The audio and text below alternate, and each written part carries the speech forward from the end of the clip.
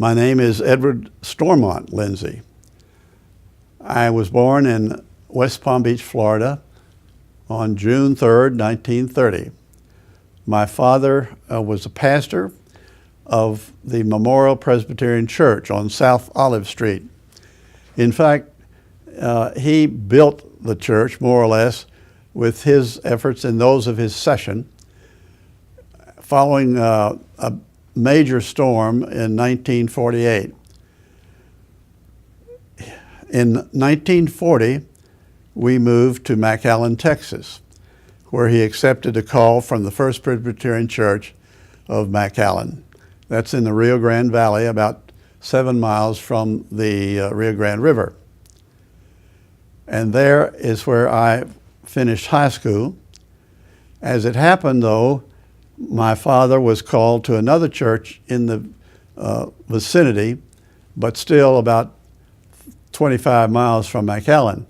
So in order that I not be interrupted in education, I stayed, lived with my good friend, Lancer Bevel, in McAllen until I finished high school, and we finished together. Lancer's parents were Beatrice and Fred Bevel. Now, Fred was a farmer, and he had some wonderful cotton and sometimes soybeans. But I remember vividly the instances of when Border Patrol would come and pick up illegal workers in his fields to transport them across the river to Mexico, where they belonged. But before the bus that was used for their transport could return to the field to pick up others, the first group was already back in the fields and working. So it was round and round, and I can imagine the torment that these farmers went through, to say nothing of the illegal alien workers. B. Bevel was a nurse who had retired from that occupation. She was of the Cameron family, which I believe is related in some way to Cameron County down there in South Texas. Now, at the last, in 1947, Lancer and I graduated from high school. And then I opted to go to a junior college about 20 miles away called Edinburgh Junior College. Not Edinburgh, as we might say in Scotland. But in some way, I guess I took a bus from Elsa, Texas, where my family had moved, to Edinburgh, and there finished the first year of college. It was all that we could afford at the time. And so I opted to take the entrance examination into the Naval ROTC program, and was successful in that and could virtually pick any school I chose. As it happened, I had made up my mind that I wanted to study medicine. And at that time, in my view, Tulane University had the most respected medical school in the South. The great funds that later supported Vanderbilt and Johns Hopkins and others like it had not pulled away from Tulane as they later did. Tulane, I may say, never seemed to have sugar daddies to make their life easier. Well, in any case, in 1948, I began my first year at Tulane University, enrolled in arts and science with a plan to take a degree in chemistry. It was I intuited that with a degree in chemistry, I could probably always get a job if, in fact, I did not manage to gain admission to medical school. So the life of a student at that time at Tulane was a little tedious because there were no dormitories except for athletes. and I was not one. Now, ultimately, I found an apartment. Actually, I roomed with a guy who, what was his name? I'll think of it later.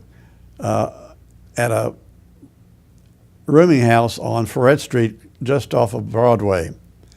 Now, catty-cornered on Broadway and Ferret, there was a boarding house where we purchased our meals. Now, the Kappa Sigma fraternity was located just around the corner at 928 Broadway, and when I was rushed by those gentlemen, I chose to join them, particularly because they seemed to be more like myself. There were other good fraternities on the campus, and I later made friends with a lot of those fellows. Now, in time, I moved to what was the garage apartment at 928 Broadway and roomed there for about 3 years with a wonderful man by the name of Clarence Sumner Long, otherwise known as Slim. And the fellowship in the fraternity was really very close. I still have friends, even though in my 9th decade, who I cherish. And it meant a lot to me at the time because it was a more economical way to exist as a student. Every summer in the Navy program, the midshipmen go on cruises. After the first year, we went on a cruise in the Atlantic on a destroyer and called at ports such as Halifax, Nova Scotia, New York City, and ultimately Guantanamo Bay in the eastern end of Cuba. At that time, of course, there was no, who am I thinking of?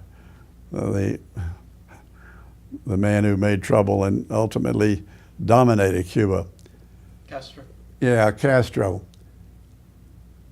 And then the second year was spent, a second summer was spent at a Marine barracks and up at in Norfolk. And then finally, the senior cruise after my third year of naval science. Well, let's back up a minute. After 3 years at Tulane, I had my degree in chemistry. The school was gracious enough to accept the credits from my 1 year at Edinburgh Junior College. So there I was. After 3 years at Tulane, I had a degree, my Bachelor of Science.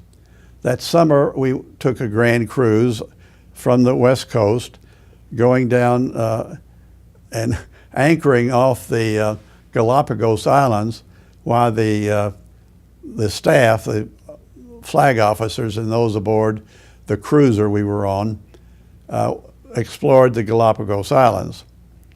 Now, that's just a little south of the equator.